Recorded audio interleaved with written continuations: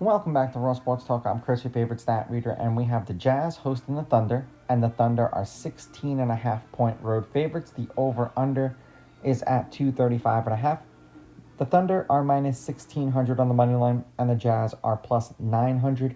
Now, these are the overnight odds. They're going to change the closer we get to tip-off tomorrow. Now, I am going to start and preface this by saying, if I picked the Thunder on the money line, there is no way in hell I would bet $1,600 to win $100. And anytime these lines are ridiculous like that, it's just who I think is going to win. There's always a smartass in the comments going, yeah, minus 1,600. I didn't make the odds, the casino did. Head to head, the Thunder are 9-1 against the Jazz in their last 10. The Thunder have beaten the Jazz the last 5 times they've played them. The road team is on a 2-game winning streak. The road team is 6-4. The favorite has won and covered the last 2 games that they've played against each other. The favorite is 7-3 against the spread. The favorite is 9-1 on the money line.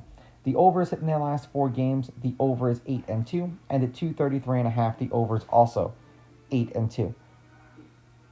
They played each other 4 times last year. The Thunder won all 4 games. They covered 3 of the 4.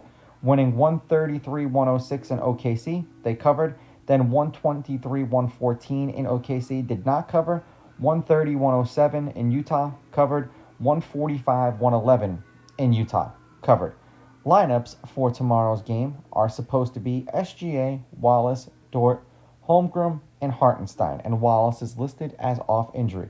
Then for the Jazz, George, Mihulik, Bailey, Markkanen, and Nurkic. And I'm surprised that Markkanen has actually been healthy this year, or healthy-ish, because seeing him actually in the lineup consistently is something that hasn't happened all that often. The Thunder are 15-1 on the season. They are 8-8 against the spread. The over/under is 8-8, and they are 8-1 on the road. The Jazz are 5-9 on the season. They are 8-6 against the spread. The over is 8-6, and they are 4-3 at home this season.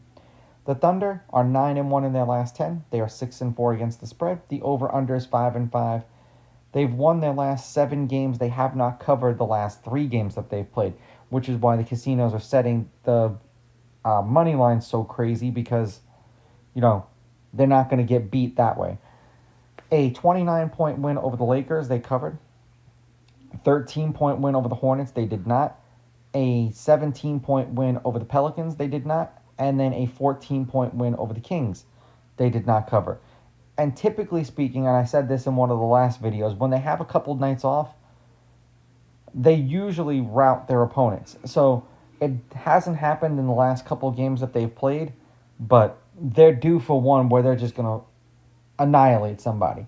The Jazz are 3-7 in their last 10, 4-6 against the spread. The over/under is 5-5. They are 2-2 in their last 4 games. The games they won were the games they covered. 280 points, 254, 297 points, and then 266 points. A 24-point win over the Pacers, a 10-point loss to the Hawks, a 3-point win over the Bulls, and then a 14-point loss to the Lakers. In their last 5 games, they have given up 137, 120, 128, 132, 147, and 140. The champs can score. The champs get to the free throw line. They're the best in points allowed, as you can see, and the Jazz are one of the worst. So even if you take those 2 averages right there and call it 106 and 125, you're looking at 231 on the low end of basically what these teams give up. So if you could, and you wanted to bet the line, if you bet it down under 230, which is probably going to be reasonable, it's safe to say that it's probably going to hit. I would take the Thunder on the money line.